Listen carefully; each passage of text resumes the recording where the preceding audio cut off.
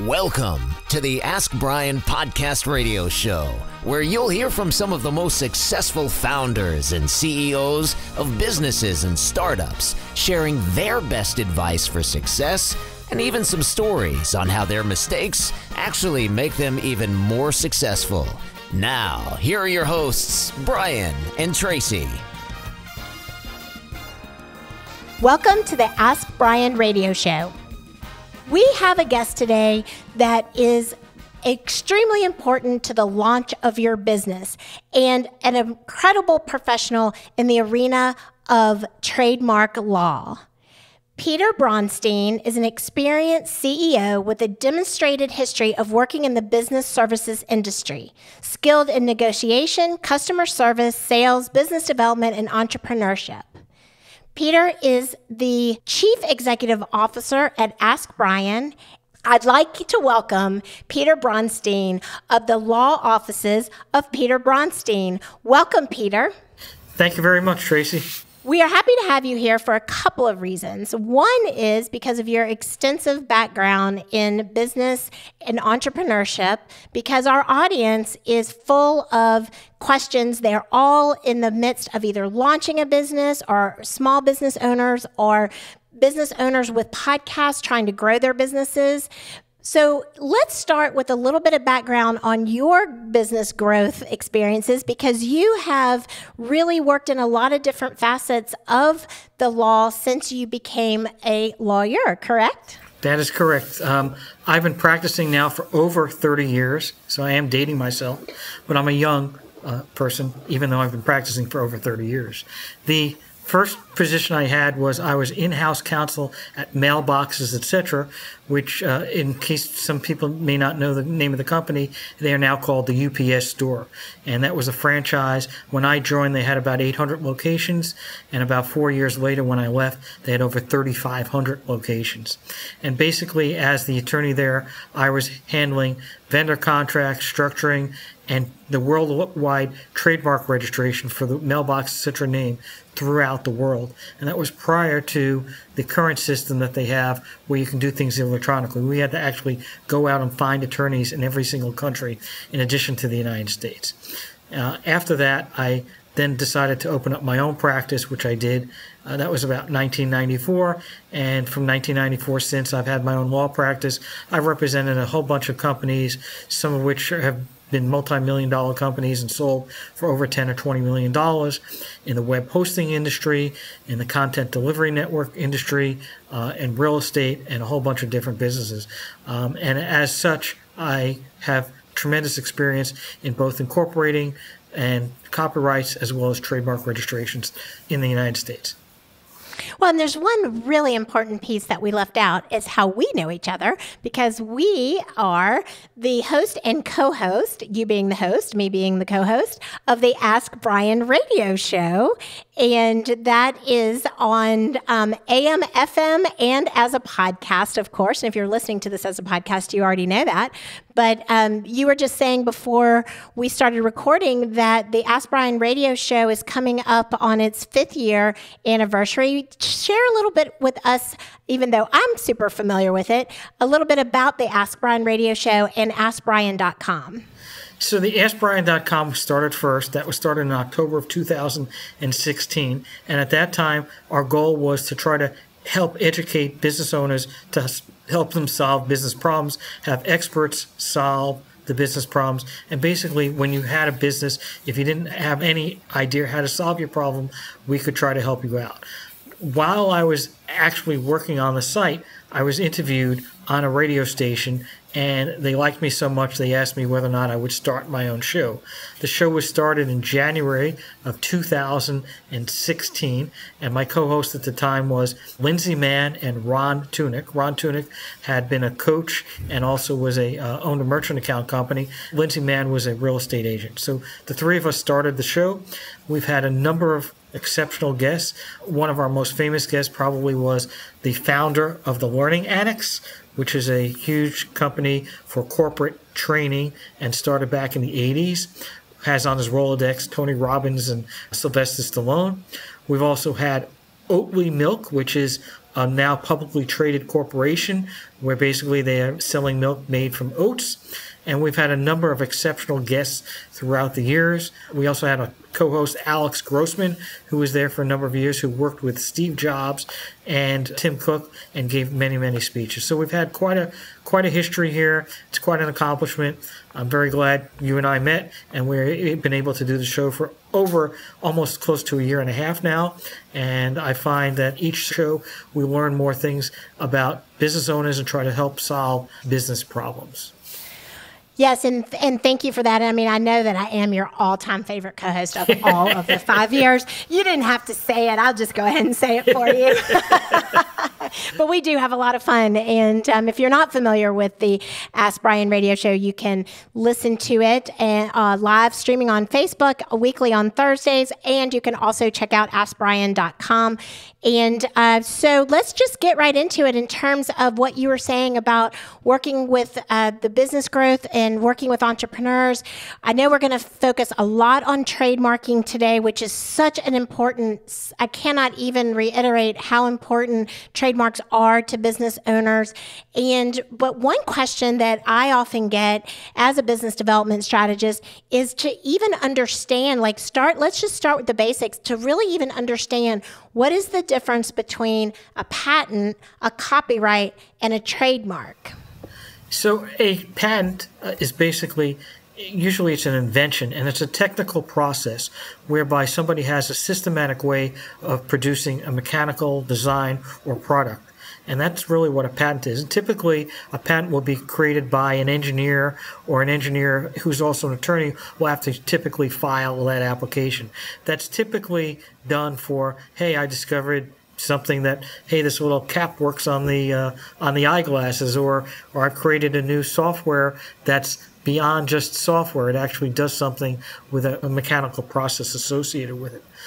A copyright is basically a creative idea. So it's something unique, and it's basically, think of a photograph, or think of a song or a book. Those are items that can be copyrighted. They cannot be patented because there's no specific mechanical project to it, and they can't be trademarked, which I'm going to get into now. Trademark is basically a word, a phrase, or a design. So while there might be a slight overlap between a design on a trademark and a copyright, the fact of the matter is that trademark is distinctive. Trademark is basically, it has a word phrase to it. And one of the things people are very, very rarely don't understand is trademark is an item used like a symbol or word on a good, whereas a service mark is the same thing but on a service. So if you're doing the law office of Peter Bronstein and we wanted to trademark something, that would be a service mark. But if we wanted to trademark law office of Peter Bronstein, we'd have to actually have it on a product. So it could be on a glove, it could be on a notepad, but it would have to physically be on a product because it must be a good. And the other thing is, many, many people do not understand that a trademark itself is established based on usage, not based on registration. So you could own a trademark and never, ever, ever get it registered. On the same token, you can have a trademark that has not even been used that you're intending on using, and you can apply to get a trademark registration. There are also, because trademark rights are based on usage, not registration, if somebody has been using the mark and never got it registered, they may have a superior right to somebody that actually has the mark registered. And those processes can be quite complicated and are beyond the scope of any discussion we have here. But essentially to say, if you had a trademark and somebody else had a trademark and you can prove that you're using it first, you could have that trademark that was being registered could become canceled potentially. But that's beyond the scope of what we're going to talk about. We really want to talk about registration and trademarks and how they work today. Well, there's been a lot of buzz at the timeliness of this particular interview anyway. There's been a lot of buzz around the transition of Facebook to Meta. And all kinds of numbers have been flying around in terms of what Facebook has paid to buy the trademark, if you will, of Meta. And how does that line up in terms of what you were just saying in terms of use versus in use? And was the Meta already under someone else's trademark, and did they have to purchase it from them? So I don't know the specific facts of that, but what I can tell you is that if somebody else has the mark out there or domain and you want to start using that, the only real option is to actually buy it. So any company that transfers a name or changes the brand name can be quite expensive. The first one I remember, and I'm totally dating myself and probably no one remembers, but there used to be Esso Gas, and Esso Gasoline became Exxon. Oh yes, I actually am right there with you on the Esso, so we're good. So I'm not the oldest. You're not alone here. But it is quite expensive to change a brand name, because when you have to do that, it's not just your stationery and whatever. People are associating your product or your service with a specific name. So to transfer or change your name is quite expensive, even if it was available, even if you're the first person to use it, and even if you would have no problems getting the trademark registration, you would still have a big problem in trying to brand it out. Most people are still going to think of Facebook as Facebook, not as Meta. Now, Meta is actually an unusual concept also, because Meta is this new metaverse and this new meta concept. And one of the things with a trademark is you cannot have a mark that is descriptive of your service or product. Most people aren't aware of this. In fact, most people think you want to make your mark descriptive of the product or service, when reality is the strongest mark, the ones that you're going to have less resistance from in terms of registering it or problems down the road, are marks that are unique. But most people, when they do try to register a mark, they do typically find something that is descriptive. And the reality is a descriptive mark is going to have a difficulty in getting registered. So I always tell people, if you're going to pick a mark, pick up something unique. Nobody knew who McDonald's was before it was created. When people think of Apple, they always thought of the fruit. Never they thought of the product. So remember that. Well, and BlackBerry too, I would imagine. So they do say an apple a day keeps the doctor away. So I don't know why Apple Computer never came up with that slogan. Well, that might be, but that might be why BlackBerry isn't around anymore, and Apple still is. Well, the reason I brought up the Facebook issue is because there are lots of things floating around about it. But one of the things is that there was apparently a $60 million buyout of a bank that had the Meta trademark, and I wanted to segue into this because we're just talking about a regional bank who was smart enough at the time, without having any awareness whatsoever, that a large corporation of the magnitude of Facebook would come along and want their trademark. And so it's not that you need to, as a small business owner, be thinking about, I'm going to trademark this in the event that someone wants to buy it from me. But I think my point more so is that you're never too small to trademark. And I think that's one of the common misperceptions, is that my business is too small to be trademarked. And I'd love for you to speak on why that is a perception and why people need to overcome that perception. Well, the perception is because you're local. You're just doing business in a specific city or location, and you don't think that you need to spend the money to go ahead and get it registered. And reality-wise, it's not a very expensive process to get it registered. But if you want to make sure that your name is protected, the best thing you can do is to get it registered by registering your mark. And by the way, that process typically will take 9 months to 2 years to get your mark registered. Unfortunately, with COVID, everything has gone online, and where it normally would take 4 or 5 months, everything is now taking over a year before the examiners even have an opportunity to review a trademark. But if you have something that you want to keep, the best way to protect it is to get it trademarked. But before you do that, you need to make sure that nobody else is using that mark. Because if somebody else has, as I said, you don't need to register it to have a trademark. So if I'm using that name and I have a business that's located on the border of Texas and Louisiana, and I'm selling hot sauce, HAUTESAUCE, and I'm selling a specific hot sauce, it may not be registered. But that doesn't mean that I have full reign to go ahead and that I own it. Because if somebody else was using it prior to me, they will have that right. So basically, you're going to be spending money every day on a website, every day in marketing, every day in advertising, building a brand name. The last thing you want to do is spend 10 years, and even if you're only spending $5,000 a year, that's still $50,000 you spent over 10 years, and then somebody can come in and just take it away from you. You've built out a brand name, and now you could lose it. So that's the reason why a small business owner needs to be thinking along those ways. And so in terms of a small business owner, if they, for example, by the domain of their business. So you're using an example of the hot sauce and you're spelling it HOTE sauce. So if the business in Louisiana buys the URL HOTESAUCE.com and they have a website that has an online store for hot sauce under that URL, is that considered in use? And then would you still have to register as a trademark? Because I think that's where a lot of small businesses get confused because they're like, well, I have the .com, then I own the brand. Well, there's a couple of things there. First of all, the systems are different. So when you're going to register a domain name versus registering a trademark, there's a different database that's reviewed. While the trademark office will take a look at domain names, when you're registering a domain, you could actually go out and register Coca-Cola if Coca-Cola had not registered it. So that's one issue, is that there are two different databases. Two, right. The U.S. Patent and Trademark Office does consider a website to be considered for trademark purposes. So if you are using a website domain name, that is acceptable specimen and acceptable validity to become a trademark. However, you still have to meet all the other prior requirements. So if you have gone out and got hotsauce.com, that doesn't mean that you can own the trademark to it, because if somebody else out there is using it, as we used in my example, in Texas and Louisiana or in New York and New Jersey, the fact of the matter is if somebody's using it prior to me in what's defined as interstate commerce, that's more than one state, then it is eligible to be registered.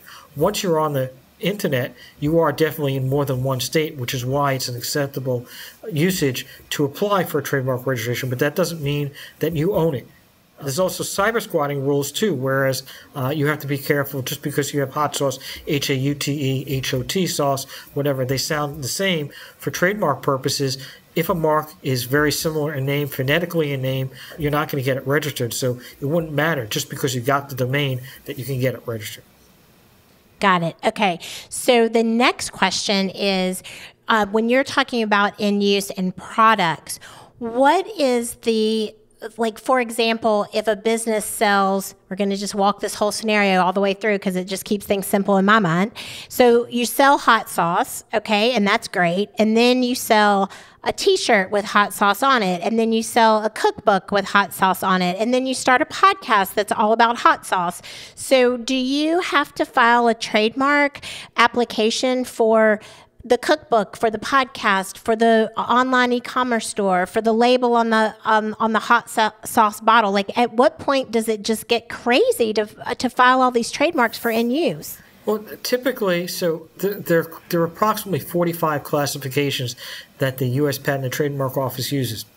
One may be for clothing and t-shirts, one may be for books, one may be for the actual hot sauce itself. So if you're applying at one time and you're using it on all those items, you can apply and file one application. That would even include the podcast. So you could apply for one application, but you would have what's called a multiple class application. And in a multiple class application, the U.S. Patent and Trademark Office typically charges a fee of about $250 per class. So if you were going to do that, you would be spending about $1,000 in filing fees to go ahead and get your application registered. If you only had one class, it'd only be $250. So that's how it applies. But you can definitely apply in multiple classes. So as a small business owner, when would you recommend, A, that people begin this trademark process, and then also keeping in mind that it is a small business owner with sometimes there's a difference between paying for a trademark application and paying for a website to be built. And so you have to have really discretionary use of funds. Would it be acceptable to just file one class on the initial application and then come back as you add use and then continue, or is it better just to wait and do them all at once? I would recommend, and obviously this is my field, so I would do it as soon as you're using an application. Why? Because if you're using the application for a podcast and it's called the Hot Sauce Channel, and then later on you come up with a book, or later on you come up with a t-shirt, at that time you can file another application. You don't have to pay the filing fees. If you waited till that time frame, then you would be unprotected through the trademark registration process. And the trademark registration process would allow you to do two things. If your mark is registered, you can, one, collect attorney fees if you have to go and try to protect your mark because somebody else is using it. So you have that ability to collect attorney fees. The other thing is you are allowed to file in federal court. So by filing in federal court, you don't have to go to the state court where that person is actually using the application because we're a federal jurisdiction, trademark registration. And then thirdly, you are allowed to use the R with a circle once you become a registered trademark. That is a question that comes up a lot, is the circle with the R and then the TM, and then at what point so you're saying you can only use the R if the trademark is final, but is there an interim symbol that you can use when it's under review or when you file the application? And what happens when people just do that, but they haven't even filed? So basically there's common law and there's registration. Common law is anything prior to registration and is based on the Old English law. Essentially, if you have a good that you're trying to protect, you can have the TM symbol that identifies the world that you're claiming a trademark interest in it. If it was a service, you would have the small SM. Once the mark is actually through the entire USPTO process and actually becomes a registered mark and a registration certificate is issued, at that point you are allowed to use the R with the circle next to your name or brand. Okay, so why aren't most people just using the TM like crazy? I don't see it as often as I would think that you might, based on what you're saying. Most people haven't spoken to a trademark attorney, for one. See, bonus, folks, you get it right here. If you don't know, you don't know, but now you know. So when you know better, do better. I actually would start using it right away in any business because you're identifying to the world that you're claiming an ownership interest in that mark, even though it's not registered. And therefore, when somebody does go out and tries to do something with it, you're actually can use that down the road, even though it's not registered, to prove that you're actually been everybody knew you knew about it, and you still went ahead and tried to register it, knowing that I own it. Great. So it's basically saying I have this intention, and my intention is to get this registered. Essentially, yes. Okay. And so coming back to that age-old question, which I know is really hard to define because every business is different. And like you're saying, there's service businesses and then there's product-based businesses. But in the scheme of, and you've also talked a lot about, helping businesses get incorporated. So let's start from the beginning. I have a business idea. I've gotten the URL. I'm getting ready to launch the business. Do I get incorporated first and then register the trademark before I ever even take the first dime of revenue? What is the process in terms of linear sequence and timing in a range? Because I know every business is different. Absolutely. So first of all, even before you get the URL, you might want to check out to see if the name can be registered as a trademark or registered as a corporation in the state you are. Because what if you got the name XYZ, but XYZ is taken as a registered trademark and is taken as an incorporation in your state? You won't be able to use the same name. So if you're trying to brand purposes, you might want to even start that in the first process. So you want to try to come up with a name that would be available in all three. Typically, though, I would say you want to incorporate first. And the reason why and even though I understand that there's a process and there's an expense to do that, but the main reason you want to incorporate first is you have limited liability protection, meaning that you're only liable for the debts and obligations of the corporation. You're not personally liable. If I was to go out and get a domain and it was Coca-Cola and it was K-O-K-E, okay? I'm sure no one's ever thought of that. Right. And then they sue me, I'm personally liable. Whereas if I did on the corporation and the corporation has $1,000 in it, it's only liable for the $1,000 so long as there certain are exceptions. It's not intentional, it's not fraudulent, I didn't do it for certain reasons. But the reason why I would do it first is once you incorporate, the corporation then can own the domain and own the trademark. And so when you're applying for everything, you want to apply for the trademark and you want to even get the domain name in the name of the corporation. Now you have the limited liability protection associated with it. So I would always start out with a corporation first. If you don't have one and you want to take your chances, you are taking some risk of your personal assets. And the biggest personal asset people typically have is their house and maybe some stocks and bonds. Very smart advice. And so getting incorporated first for all kinds of really good reasons. And then what I wanted to ask you when you were saying, even before getting incorporated, because I think this is such a great point, and in working with thousands of women entrepreneurs, especially over the years, but lots of startups, women and men entrepreneurs, this is something that comes up a lot. And that is just jumping kind of like headfirst in because they get the idea and the spark is there and they're like, heck yes, I'm ready to go. But I don't know that they've most often think through these checklists of things that you were just saying in terms of check with the state, check with the trademark, check the 3 things that you listed off. What are the resources for people? So I've come up with this great business idea. It's the Peter and Traci Roadshow. So where am I going to go? And I'm a Florida-based, and I want to be a Florida-based corporation. So where am I going to go to check those 3 things that you mentioned before I get incorporated? So first, you want to check out domain. And you want to go to, check out a domain name. And so if Peter and Traci is available, first you want to see if you can get the domain. You might not be able to get the domain, or somebody may be using it already, and so they may have a prior right for a trademark for it. So you might still be able to get the corporation name in that, but you still want to check there. And for that would be just in the state of Florida at this point, right? So I would go. No. Well, the domain is international. Oh, I mean, like on GoDaddy, or like domain meaning URL. Yeah, sure. You can go to. So I would go for peterandtraciroadshow.com. It's secured. Check 1. You can go to domain. Okay.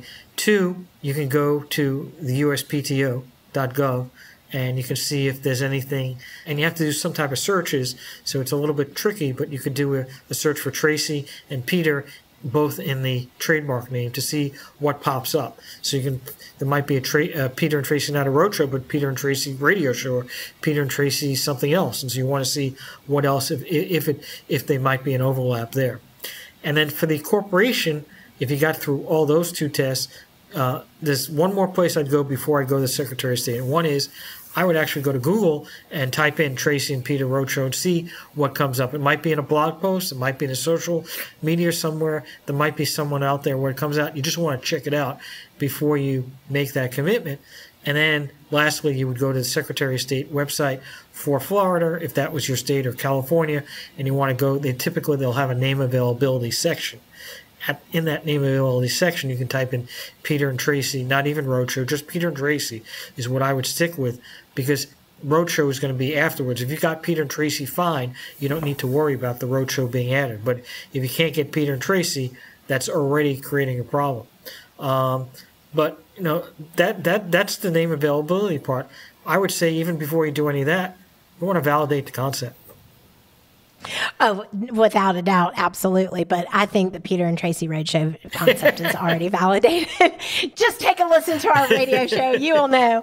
So obviously, just even in this short time that we've been together as counsel with the expertise in the trademark field, you've been able to provide some amazing information. So I think it goes without saying the answer to this question, but I'm going to ask it anyway, which is, should people hire a trademark attorney versus trying to navigate the process online? So trying to navigate the process online can work in some circumstances. It's a risk factor, right? If you have a trademark attorney that has 30 years experience, they're going to know a lot of the things that could go right, that could go wrong, and whether or not your success. Basically, by going to an attorney, that lowers the probability you're going to have a problem.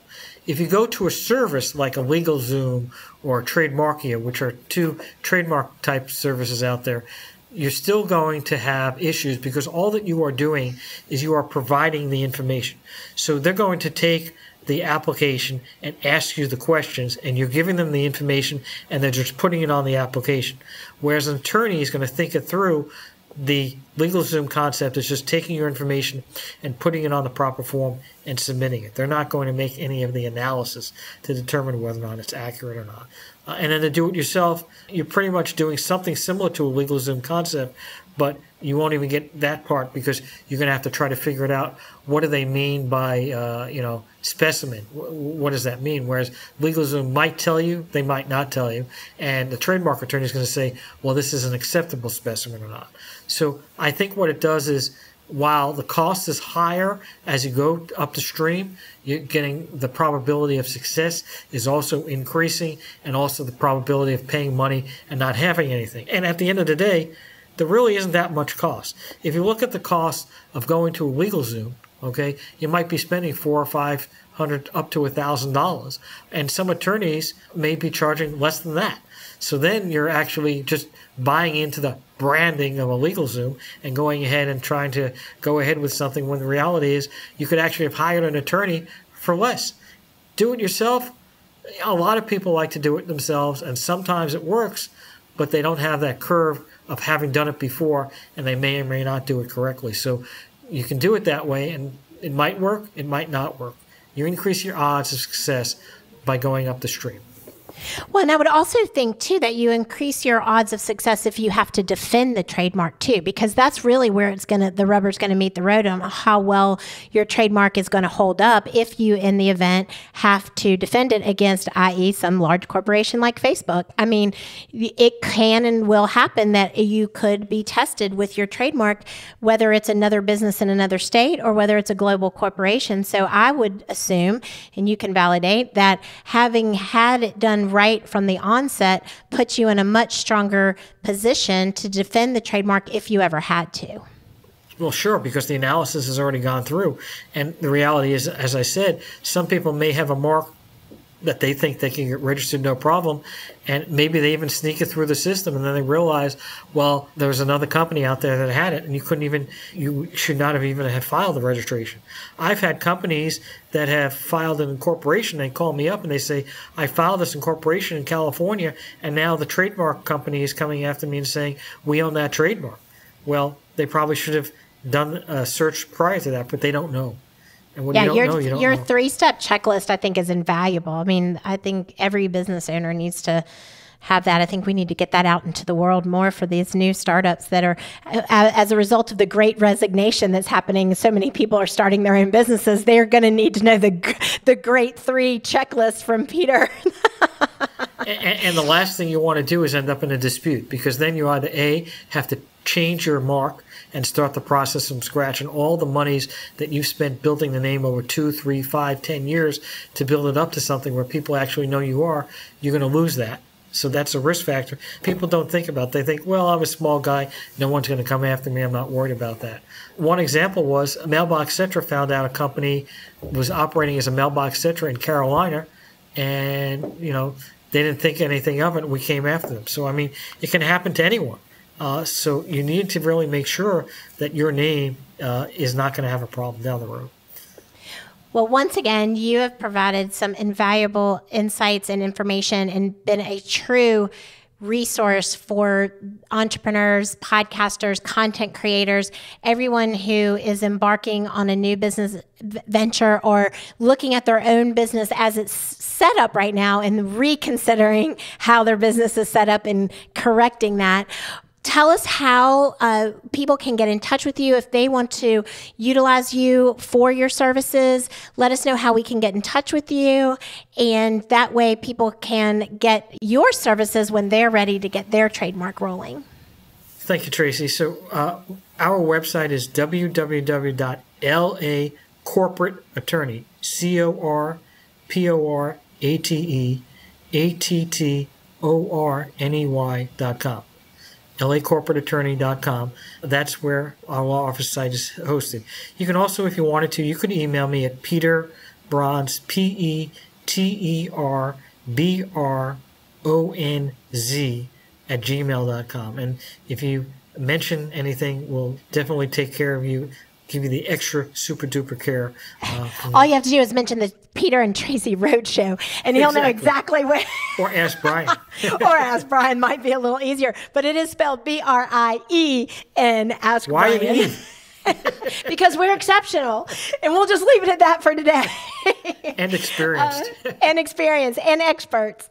No, Peter, thank you so much. And if you could leave our audience with one tangible takeaway tip that they could implement today to be well on their way in this track, other than reaching out to you at lacorporateattorney.com, what is one tip that you would like to provide to our audience today? Well, I think I've technically already provided, and that is make sure the name you pick is available, because otherwise the cost to retrace that and start over again is going to be quite expensive.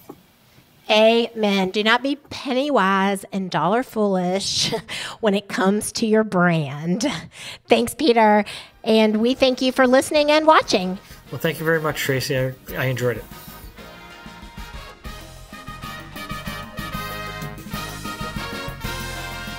Thank you for tuning in to the Ask Brian radio show. You can listen to us every Thursday on KTHS AM 1220 and FM 98.1, or via Facebook Live, or anytime wherever you listen to your podcasts. Visit AskBrian.com to join the conversation and ask us your business questions, and we'll answer them on our next episode. That's AskBrien.com.